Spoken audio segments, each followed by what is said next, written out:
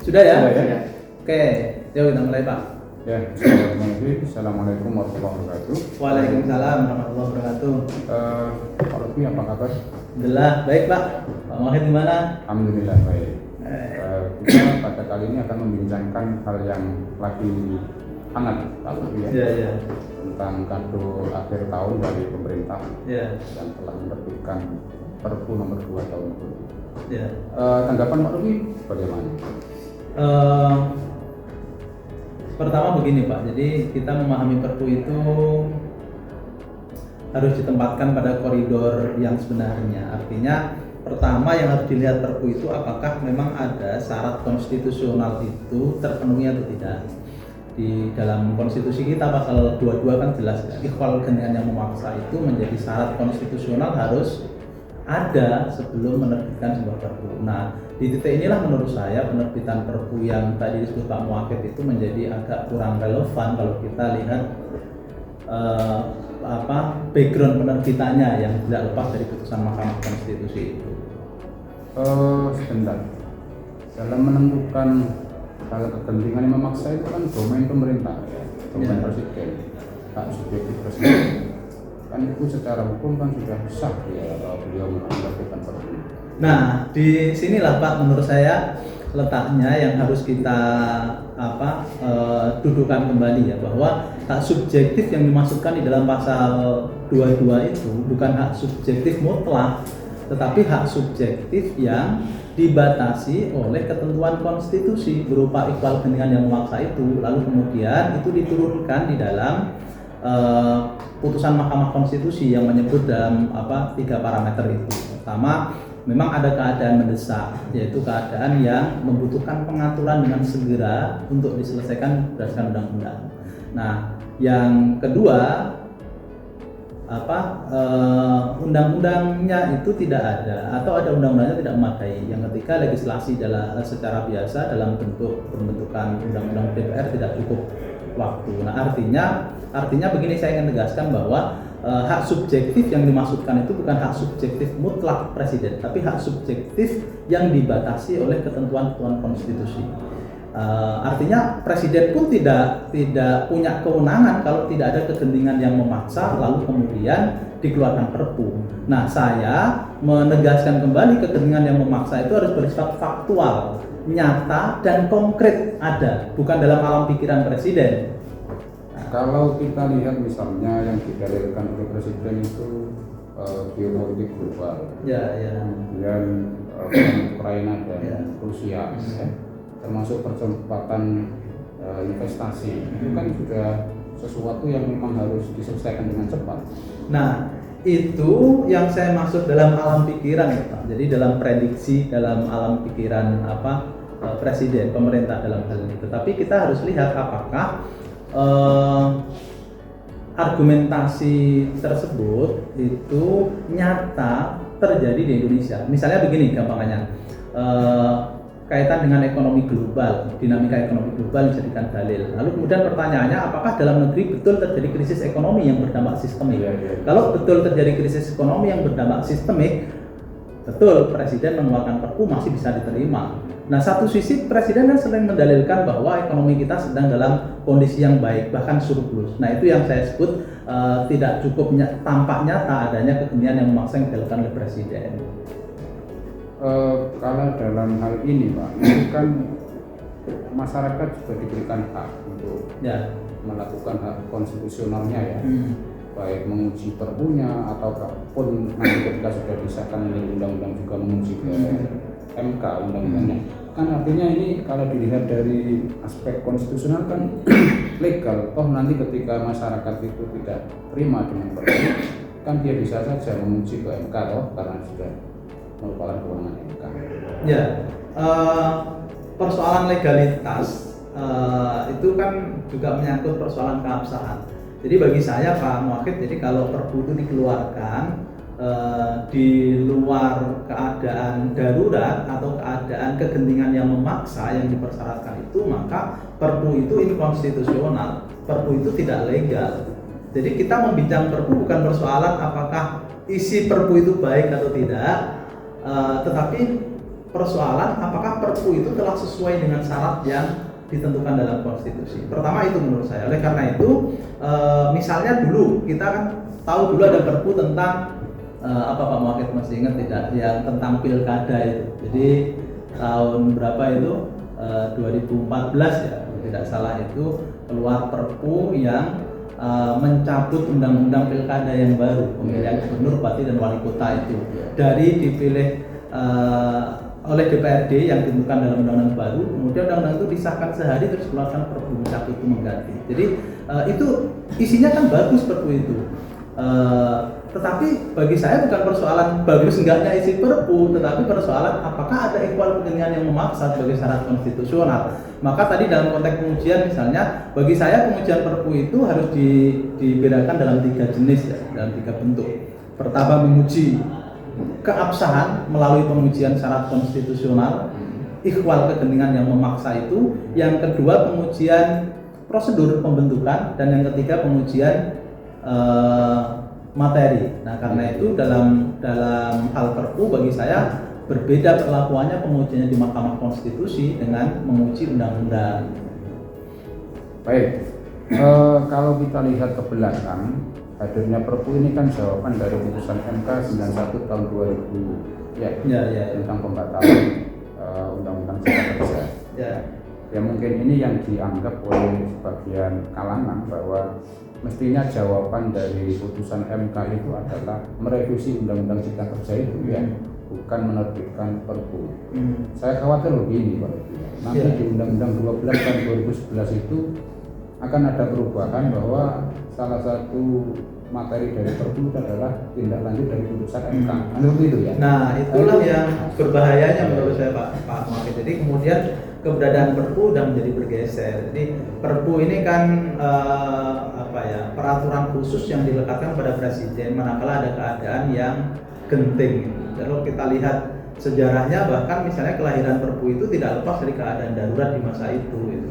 Jadi misalnya penyusunan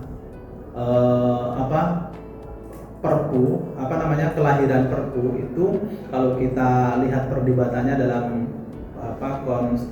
penyusunan konstitusi pada saat itu tidak lepas dari konteks pada saat itu yang Indonesia dihadapkan pada situasi perang. Jadi karena itu maka sebenarnya secara historis kita bisa tarik kesimpulan keberadaan Perpu itu tidak lepas dengan keadaan darurat.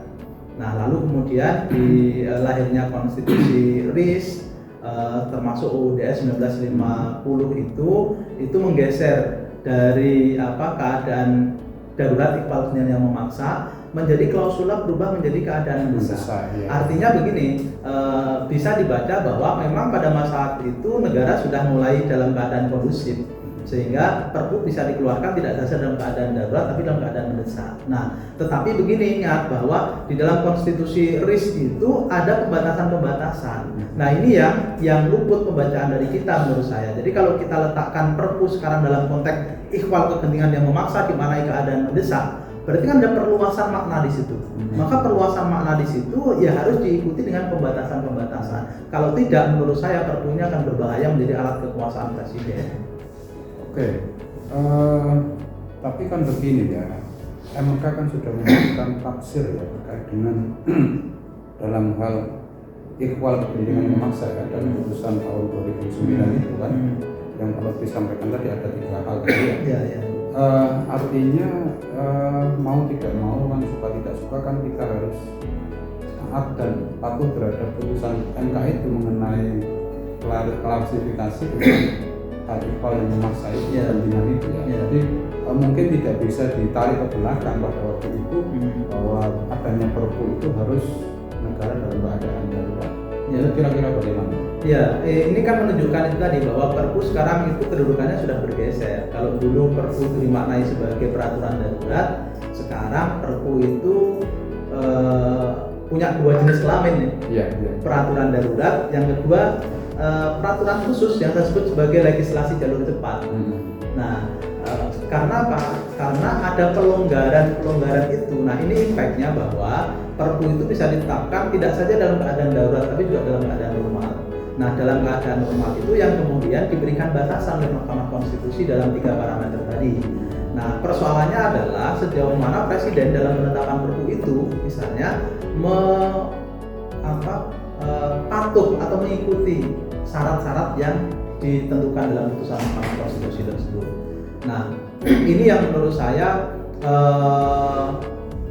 harus kita cermati ya, bahwa penerbitan perpu itu harus didudukkan dalam koridornya sebagai peraturan yang memang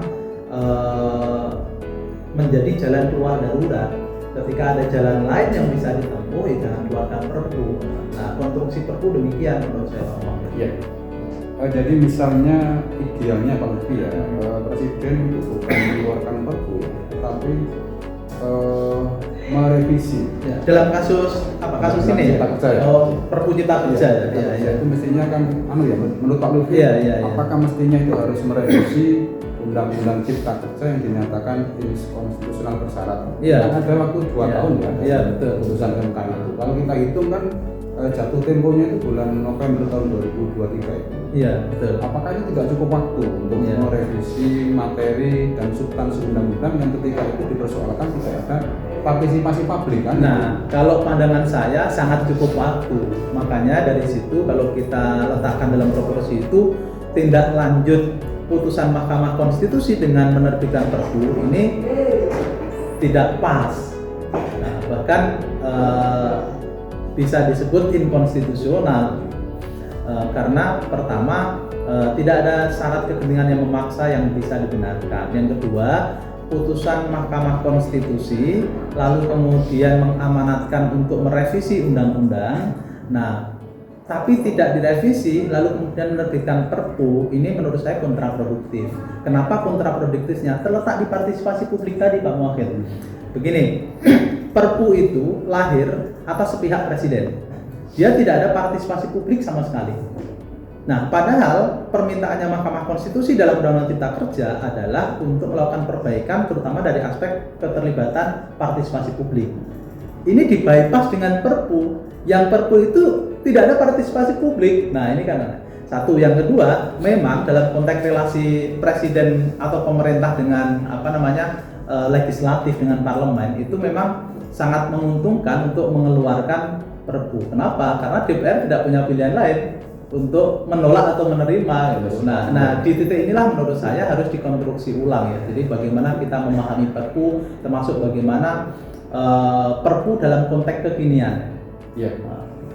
Jadi itu kan saya baca bukan hanya persoalan partisipasi publik dari putusan itu, tapi konsep Omnibus Law itu kan memang belum dikenal dalam Undang-Undang 12 tahun 2011. Sehingga mungkin ini yang agak berat bagi pemerintah ya untuk menselaraskan ya bahasa saya itu kan harus terlebih dahulu mengadopsi dalam Undang-Undang 12 tahun 2011 tentang konsep Omnibus Law yang dianut di Indonesia itu mungkin dari situ sehingga pemerintah supaya cepat karena ini target ekonomi kan harus cepat maka ini bikin aja perpu kemudian nanti toh akan ditolak atau disetujui oleh DPR kan seperti itu. Ya.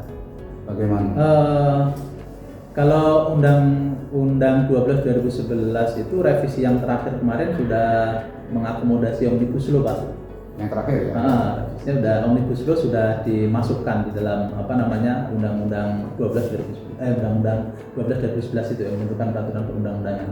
Nah, artinya secara legal formal kita sudah mengakui bahwa metode Omnibus Law itu bisa digunakan dalam penyusunan peraturan perundang-undangan. Nah, itu aspek satu. Nah, yang kedua mungkin ini Pak Muakhir. Jadi tindakan presiden mengeluarkan perpu sebagai tindak lanjut yaitu tadi yang disebut Pak Muakhir itu memang jalan yang paling mudah karena DPR akan dipaksa untuk menerima atau menolak. Misalnya perpu itu ada satu pasal yang tidak dikehendaki oleh presiden, tidak dikehendaki oleh DPR. DPR tidak punya pilihan kan, harus menerima atau menolak. Nah, ini menurut saya yang agak kurang pas ya dalam hal tertentu. Bisalah kondisi itu digunakan misalnya dalam keadaan darurat karena harus segera ngambil tindakan, sudah disahkan atau diterima atau ditolak. Tapi dalam keadaan normal yang sekarang ini kan sudah bergeser posisi perpu. Nah, dalam keadaan normal yang seperti ini menurut saya ke depan ini pemikiran saya, DPR harus diberikan kekuasaan untuk melakukan revisi atau perubahan terhadap substansi terhadap perpu yang diajukan oleh pemerintah. Nah, jadi nanti perubahannya itu putusannya itu bisa menerima dengan catatan atau dengan perubahan, yang ketiga menolak. Nah itu. Nah ini yang selama ini tidak terjadi di Indonesia. Selama ini apa? Hanya yes or no ya? Yes or no. Nah itu padahal satu sisi dinamika perpu ini kan sudah berubah ya. Jadi dari peraturan darurat menuju ke legislasi jalur cepat. Nah kalau itu dimaknai legislasi dalam keadaan normal tapi hanya menggunakan jalur cepat, berarti perpu itu harus dimasuk DPR, harus ada proses legislasi seperti undang-undang. Nah pertanyaannya dan begini, apakah DPR itu sebenarnya secara konstitusional hanya bisa menerima atau menolak? Nah kita lihat lagi misalnya pasal 22. Menurut saya tidak ada konstitusi yang menegaskan bahwa DPR hanya dapat menerima atau menolak. Pasal 22 Undang-Undang Dasar 45 kita itu hanya kalau disetujui perpu wajib diajukan ke DPR. Tapi kalau tidak disetujui perpu tersebut harus dicabut. Nah, tetapi bukan berarti DPR hanya punya instrumen untuk menolak atau menyetujui. Nah, dengan dinamika perkembangan tatanegaraan ini menurut saya ke depan harus dipikirkan juga untuk DPR memberikan kekuasaan untuk melakukan perubahan terhadap satu perpu. Jadi boleh ya, misalnya DPR ke depan itu boleh memberikan masukan terhadap substansi perpu yang dianggap mungkin. Menurut saya begitu Pak, karena kita ambil contoh misalnya tarik ke belakang kemarin Perpu nomor 1 tahun 2020 tentang COVID-19 itu ya. Di Perpu itu memang substansinya secara umum dibutuhkan untuk menyelesaikan persoalan COVID-19 terkait bidang ekonominya. Tetapi ada beberapa pasal yang menurut DPR ini adalah bertentangan dengan konstitusi. Nah, itu kan DPR tidak punya pilihan. Akhirnya menerima atau menolak. Nah, oleh karena itu ke depan di Undang-Undang Nomor 12 Tahun 2011 itu yang mengamanatkan DPR hanya bisa menerima atau menolak harus dipikirkan ulang menurut saya. Kita perlu memberikan kuasa kepada DPR untuk melakukan perubahan dan ini tidak bertentangan dengan konstitusi menurut saya. Nah, ini juga dilakukan di beberapa negara yang punya pengaturan semacam perpu. Nah, menurut saya begitu Pak. Gitu ya. Bentar. Kriteria DPR menolak itu apakah hanya didasarkan pada aspek formal prosedural saja? Apakah juga dia dasarnya aspek substansi? Nah, kalau misalnya hanya persoalan formal prosedural, itu kan relatif peran DPR kurang maksimal dalam hal menerima atau menolak perpu.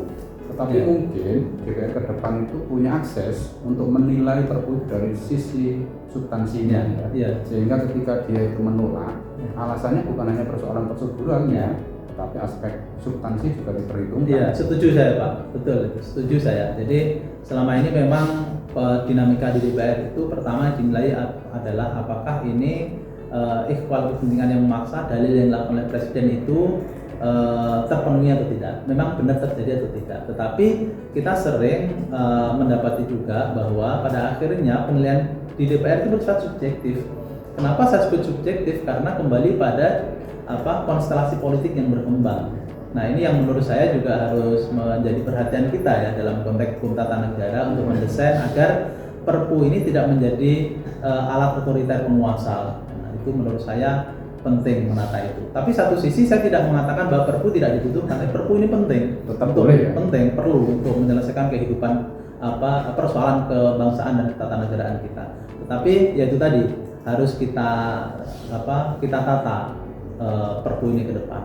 Salah satunya itu tadi dalam konteks penilaian di DPR, maka harus diberikan kewenangan DPR itu untuk menilai substansinya juga. Sehingga kalau memang dirasa ada substansi yang bertentangan dengan konstitusi atau tidak dibutuhkan dalam konteks ikhwal kepentingan yang memaksa itu, maka DPR bisa melakukan perubahan.